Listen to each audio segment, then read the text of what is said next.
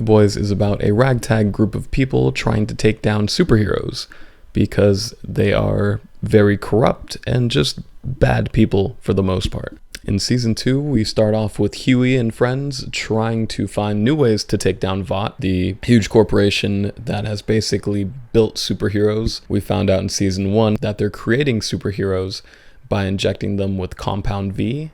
It's a serum that may or may not kill you if you give it to an adult, but if you give it to a newborn baby, it will give them superpowers, apparently. So Huey and the boys are trying to find new ways to take down Vought. At the start of the season, Billy the Butcher is missing. Of course, at the end of last season, we found that Billy the Butcher's wife is still alive, and she's living in this Jurassic Park-style compound. She's in the middle of nowhere, surrounded by walls and forest, and she's totally isolated with the son she has with Homelander. So in this season, Billy the Butcher needs to figure out how to free her from her prison. Now, who is this series for? If you're a fan of Grimdark, I think this show is for you.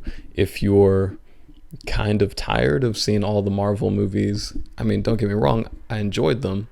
There was a lot of them, and you want something just different. I feel like this offers a more realistic take on what people would be like if they had superpowers. Some of them would be genuine and good, some would be terrible, some would let their ego totally get the best of them. If you like action and blood and the occasional gore, yeah, the fights, there's a lot of chunks in this series.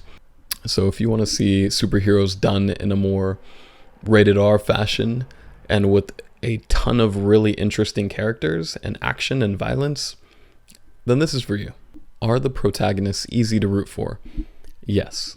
There are a lot of characters to root for. In The Boys, the whole group, the group that makes up The Boys, you have Huey, Billy the Butcher, Frenchie, Mother's Milk, Frenchie's girlfriend Kimiko, and kind of Starlight. So that's like 6 people. And you want to root for all of them. Each one is interesting, it has a backstory. You understand why each and every one of them is fighting against Vought and fighting for what they believe in. The character development in this show is fantastic. So yes, the protagonists in this story are all very easy to root for, even if they have their flaws. And honestly, I think character flaws make them more relatable anyways. And some of these characters are severely flawed.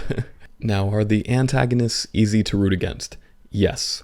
You have, I would say the central antagonist is going to be Homelander. He's basically Superman if Superman was a terrible person, right? If he had all these powers and then decided that he's actually a god, basically. He's much better than everybody else. And Homelander has a character arc of his own that he goes throughout the season. And sometimes, I don't want to say you get where he's coming from, but you can see his train of thought. Homelander has definitely given Billy Butcher reasons to hate him, for sure. So you totally understand not only why you as the audience don't like Homelander, but you understand why the protagonists don't like him either. Now this season, there's a new antagonist called Stormfront, and initially she seems really easy to like. Really, she seems fun and pretty confident, but not like in a bad way. And then throughout the season, you kind of learn, she's a terrible person. And and it's pretty like you see some things about her past where it's just like, oh, okay, so now I get, she's easy to hate. All right. And then you also have, I guess, I want to call them the minor antagonists.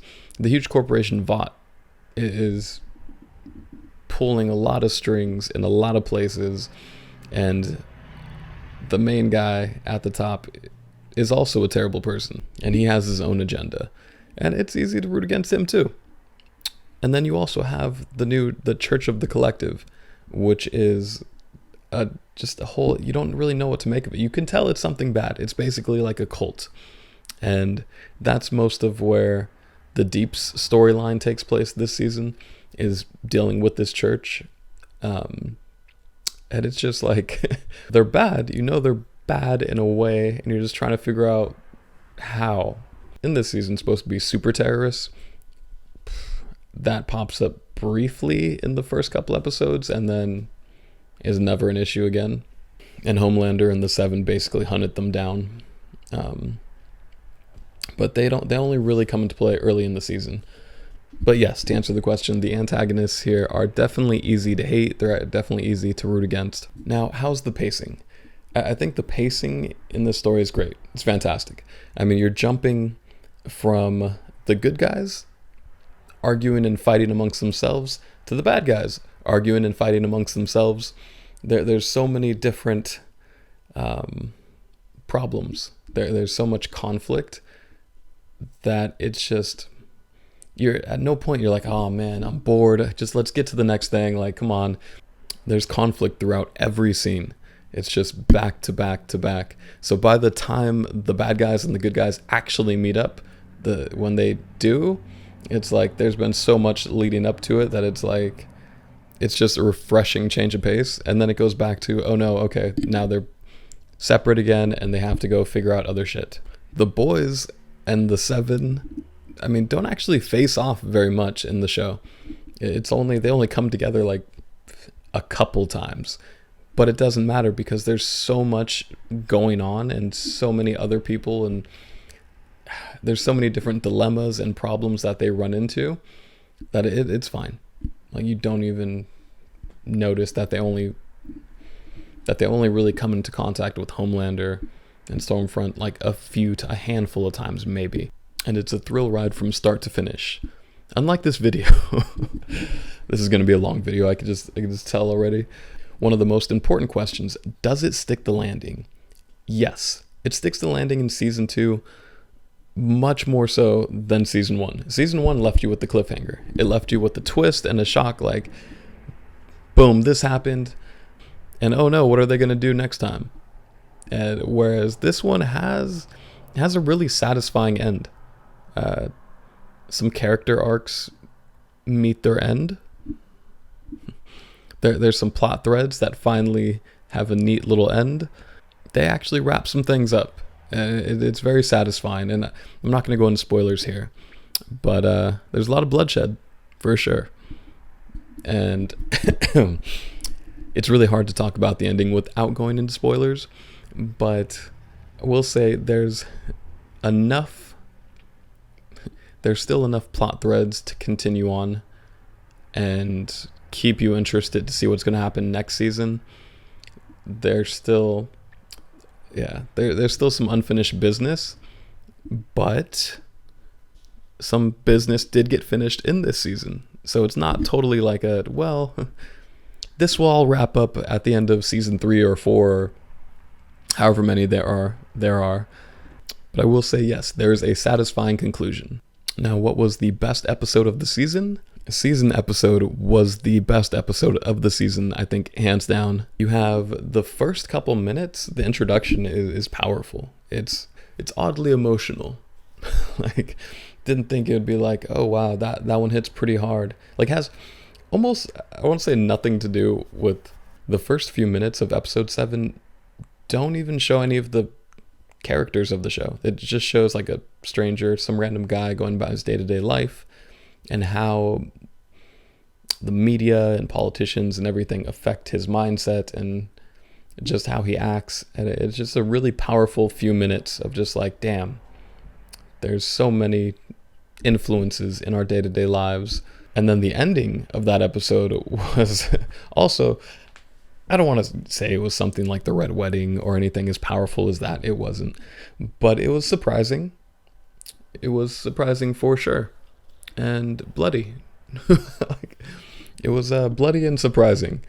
So you started off with the home run and then you finished with a grand slam. Like, you just, from start to finish, that episode was just so well done. That was definitely my favorite episode of the season. But let's talk about the story arcs. And this is something that The Boys does really well. Better than a lot of shows. Better than most of the shows out there. There are several characters, all with an important character arc. On one hand, you have Huey and Billy the Butcher, who both have character arcs. And Huey, it's really interesting where you see him at the start of season 2, because season 1, he was a helpless fucking puppy. He was helpless. He didn't know really what to do. He's been being led around by the other guys. Season 2, he's ready to take charge. He's like, let's go out and do this. Let's handle this. And then his journey throughout season 2, he goes through phases of trying to lead or follow or find his own way, and the man goes through some changes, and it's great. Billy Butcher, you can kind of see his dilemma, and you know he's a selfish person in some ways, and in other ways he's selfless. Like, he'll look out and try to fight and kill whoever's, in the way of him and his family. He'll do anything for Becca, but there's an issue with the fact that she has a son now from Homelander, and Billy has to find a way to navigate that and go through it, not to mention she's basically being imprisoned in this Jurassic Park style area. So his journey is really just navigating that. And he also has an internal struggle from start to finish. And both Huey and Billy the Butcher, I'll just say they have satisfying arcs. Now Homelander, in the beginning, he's without his handler, the woman he basically looked up to as a mother, as a maternal figure, but also a partner. In season 1, she's no longer there. So then in season 2, he's trying to just take charge of his own life and lead the 7 and stop paying attention to what Vought has to say about things. And whether or not that works out, you'll see. But then he has Stormfront come into his life, and she adds a whole new perspective to how to be a member of the 7 and how to be a terrible person. And she throws that curveball, but he has an arc from start to finish that he goes through, and by the end he's went through a lot and he's grown as a character. And in season 3, I'm sure he's gonna be even more furious. Basically, he goes through some things, and so does Billy the Butcher. Billy also goes through a lot. Like, that's super vague, right? They both, and then there's this other arc, right? There's a sort of a mystery arc, right, where early on, there's a character whose head explodes, and you try to figure out, well, who did that? And that's, I want to say, a surprisingly important question, because you don't realize how important of a question that is until the very end of the season. Then you go, oh, okay. So finding out who is the person who's just out there exploding heads, that's an important question. Oh, and the Deep, I think, as like a comedic relief, the Deep has an interesting character arc also. He's still trying to get his redemption arc, but he still sucks as a person. So he has an arc, but it's there strictly for comedic relief, I think. There's important plot points that happen because of his journey and his arc and his dealings with the Church of the Collective. Important things come from that. But the Deep himself, doesn't do anything super important. He's just a nice change of pace. A-Train has a little bit of an arc, kinda. You'll see. You have to watch it. But he also has an interesting little part. Now, the top 3 reasons to watch this would be, number 1, this is a masterclass on conflict. There's so much conflict between everybody always in this show. It hooks you, and it will keep your attention from start to finish every time, because it's just nonstop. Everybody has issues with multiple people, and it's great. Number 2, the villains. You get a villain in Homelander to where he's just, I want to say he's dumb or naive in certain ways, and so arrogant and cocky. Like, he thinks he has the right way to do things, he just overlooks his own flaws. They don't occur to him, but he's still like, you could tell the people around him, like from Vought, they outsmart him. The Stormfront is also probably more intelligent. So it's like, I don't want to say you feel bad for him. He didn't really have a real childhood, and he's just a really interesting character. He's a terrible human being, but he's interesting. And we have a really interesting villain paired up with a really interesting heroes, like Billy the Butcher, who's, again, probably not a good person. Huey, who's just kind of, I would say you could probably say he's a good person.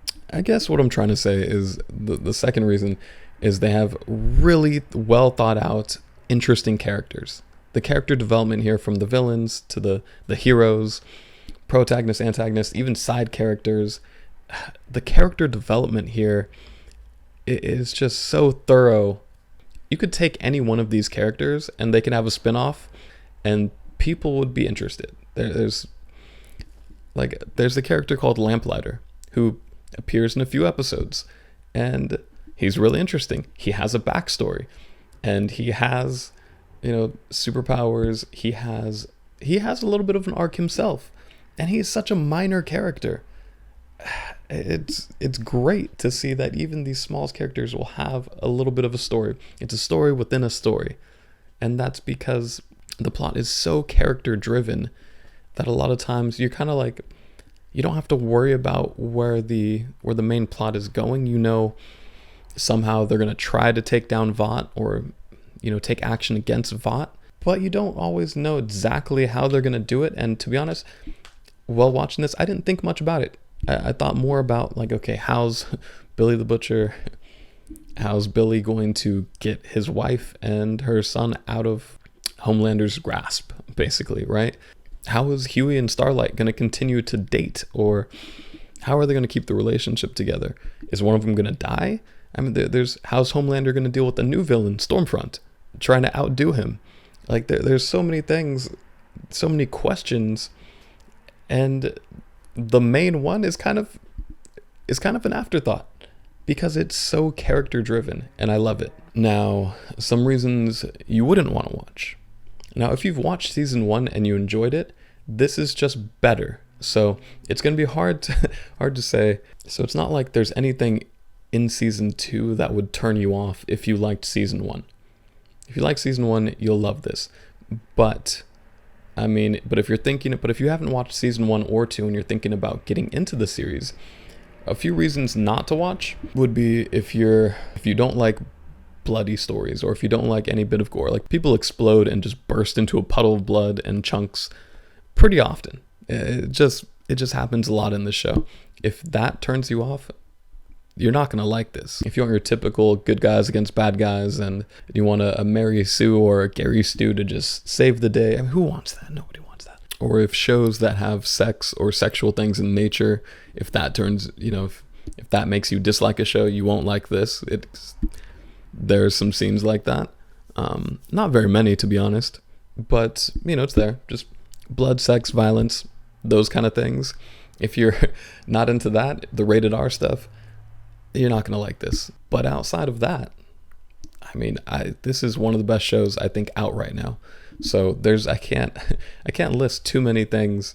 There's not too many problems. Like the pacing, the character development, from start to finish, it was all very satisfying to me. Although the biggest gripe I probably have with it is just, why doesn't Homelander just kill everybody? What's really to stop him? Throughout the season, you're just kind of like, well, just find him and kill him. You could probably do it. I don't know. There's little reasons, but it just seems like, man, if he really wanted to, he could have. That's my only gripe. And there's reasons there, and you could see why. There's enough of a reason to be like, I guess I could buy that. Yeah, sure. He cares more about his reputation in a lot of ways, and he wants people to love him so bad to where there's some things that stop him from just doing that. But man, it seems like it would be easy. I would rate this 5 out of 5 stars. This is a fantastic show. It's great on so many levels in so many different ways. And for me personally, somebody who is interested in grimdark and horror, dark fantasy, these kind of things, this show is very satisfying. They just try something else in this show, and it's new and refreshing and constantly entertaining. So it's really easy to see why this show has become so popular. I think the other week it was the third most streamed show in the United States, and you can see why. This is the first big hit Amazon has had, I think, as far as a TV show goes, or a series. And so it looks like they're definitely going to make a couple more seasons, and even a spin-off show about younger Supes going to a school or a college or something. Definitely has some X-Men vibes. And just as a random side note, to be honest, I know a lot of people were pissed that they couldn't binge the entire series in one day. the first day episode 1 through 3 came out. But I really like how they spaced it out. That they released an episode every Friday, and it reminded me of just like the Game of Thrones, right? When you have Game of Thrones, every Sunday night, the family can gather around and you're hyped for the next episode. And if you want to binge the whole thing, once the season's over, you can watch it all in one sitting. But it had, I think by spacing it all out, if you release the entire season in one day, everybody will talk about it briefly, and then it'll kind of fall off after that. But when you do it weekly, people worldwide can be hyped knowing like, okay, Friday night, or, you know, once a week, everybody's going to talk about it again because they're going to be like, oh, did you see the new episode? And it helps fan engagement, I think, or just as a society, like for us to all talk about it and things like that. When it's spaced out over weeks, it's just easier to talk about, I guess. I think on some level with so many people, myself included, I don't have like regular cable anymore. I just have a bunch of streaming services. And so there's so many great things about it. But one of the things we lost was that hype and excitement on a weekly basis. Like there used to be so many things like, oh man, there's a huge event on TV last night. Did you see it? Everybody's talking about it. And now it's like a lot of times if I'm into a show, nobody's really talking about it. And you have to kind of find, and maybe you'll find some people, but not everybody. I personally prefer shows like this, big and exciting shows like this, to have a weekly upload schedule. But that's my personal preference. I know a lot of people would like to see it streamed. That's fine. Have you seen this show? Let me know what you think below in the comments. Also, if you want to see more content like this, don't forget to like and subscribe. Until next time, later.